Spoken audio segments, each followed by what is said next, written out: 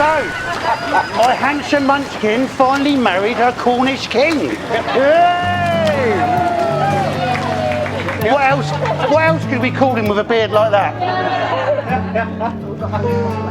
From a parent's point of view, I'll tell you what, Brooks Ice and EastEnders, they got nothing on this story. And that's got nothing to do with the stress that they caused us parents. These two have tried everything. You all know them. They literally have a go at anything. Whatever it is, they're going to have a go. At one point, it seemed like every month I'd get a new update on life's new plans, on what was going to happen, and so on. Mind you, there was a real good time when they had a good go at doing nothing. Yeah.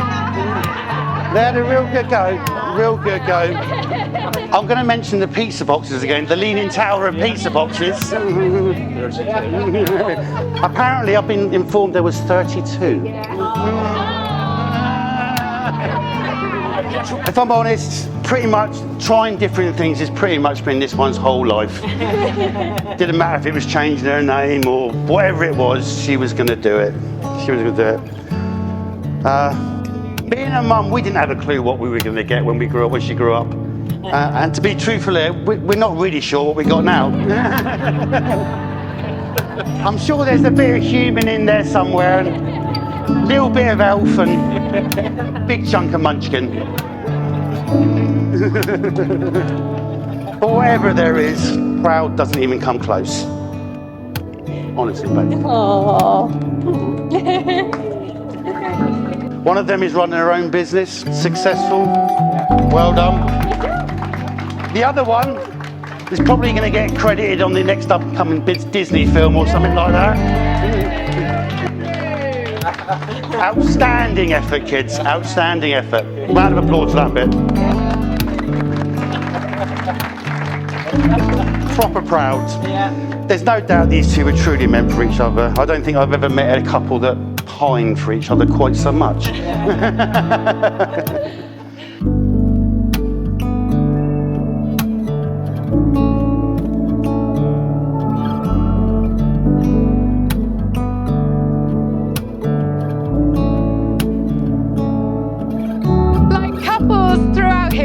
The world over, in civilizations both ancient and modern, you have both chosen to declare your commitments to one another in a public ceremony. You have both chosen to freely commit yourselves to one another because of love.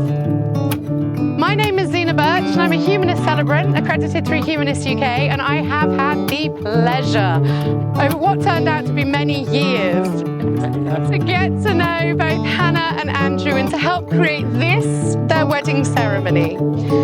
They both wanted a ceremony that was inclusive for all and which represented the importance of their commitment to each other, but also the happiness with which they want to enter married life.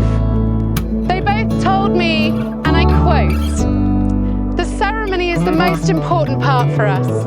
We believe this is where our two families come together to join as one. People from different parts of the country meet when they wouldn't have normally met.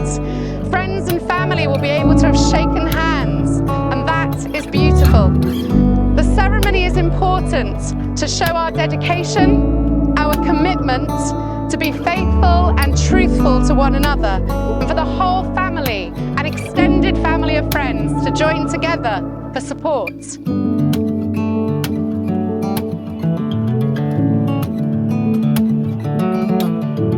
Hannah and Andrew have both decided that they would like to read a poem to each other and to you all. I'm going to ask them to just take the place of where I am now, because if you read it from in here, it's less likely to blow around.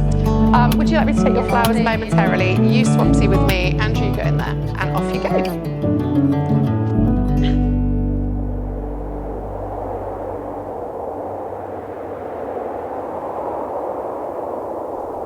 If we were the sole survivors of a zombie apocalypse and you were bitten and transformed into a walking corpse, I would not even pick up my assault shotgun. I'd just let you take a bite out of me, because I'd rather be undead forever with you than alive alone without you. If I had a time machine, I'd go back to the days of your youth to see how you became the someone I love so much today. And then I'd return to the moment we first met just so I could see my own face when I saw your face for the first time. It's a very quick shower. It's a 100% quick shower.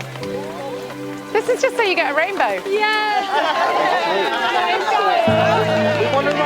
There'll be a rainbow any second now. If an alien invaders come and hover over our city, trying to decide whether to invite us to their planet or inside a little genocide is called for, I think our love could be a powerful argument for the continued preservation of humanity in general, or at least just me and you in particular. If we were captives together in an alien zoo, I would try to make the best of it, cultivate a streak of xeno-exhibitionism, waggle my eyebrows, and make jokes about breeding in captivity. If I became lost in the multiverse, exploring infinite parallel dimensions, my only specification for settling down somewhere would be whether or not I could find you. And once I did, I'd stay there, even if it was a world ruled by giant spider priests, or where killer robots won the Civil War, or even where pizzas were not invented.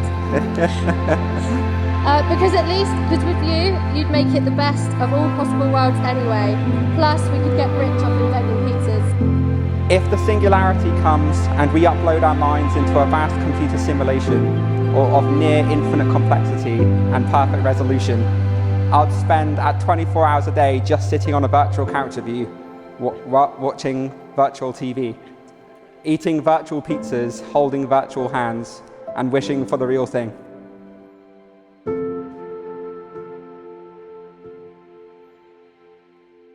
Andrew, I am so proud to stand here with you today, a world apart from the people that we were in the sleepy town of Camborne. As much as we live in the present, planning our future was not hard at all. Through you, I learned so much about myself, and for you, I promise to continue to learn more, becoming the best version of myself, and therefore becoming the best support for you. I also promise to keep making your tea with the milk first, even though it's absolutely absurd. Hannah, I am so fortunate and so glad that our paths crossed when they did. What I did in this life or the last have earned the privilege of marrying such a beautiful soul I will never know.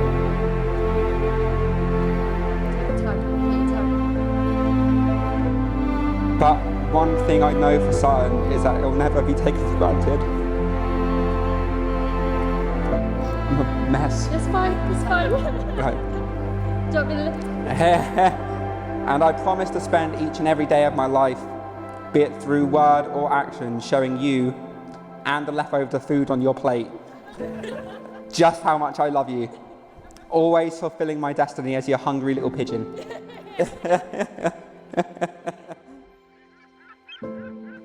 Our relationship was born from friendship, the best kind of bond that can never be broken. Today, I give you my promise that I will always be there with you, that I'll be your anchor and your rock wherever our adventures lead us. I give you my promise that I will love you for who you are now and also who you are yet to become. I promise to continue to watch the world go by, side by side in a coffee shop, and forever be next to you, eating more pizza than our bellies can handle. I will, however, do my best not to fill every room with the smell of my previous meal. I'm sorry.